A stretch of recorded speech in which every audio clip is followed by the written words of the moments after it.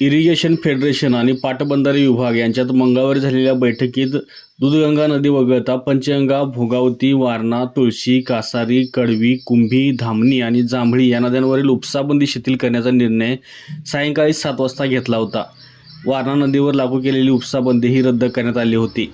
मात्र रात्री 11च्या दरम्यान उशिरा कोल्हापूर पाटबंधारे विभागाच्या कार्यकारी अभियंता ज्योती देवकर यांनी हा शिथिल केलेला आदेश पुन्हा रद्द करत या सर्व नद्यांवरील उपसाबंदी कायम ठेवली आहे.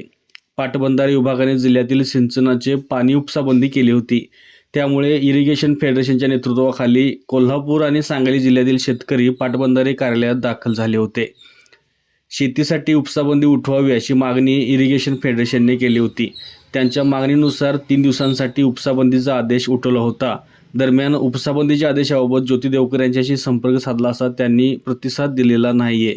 पण 2 दिवसात 3 निर्णय घेतल्यामुळं पाटबंधारे विभागाचा धडसोडपणा जिल्ह्यातील जनतेसमोर आलाय. या धडसोडपणाची जिल्हाभरातील शेतकऱ्यांमध्ये जोरात चर्चा सुरू आहे.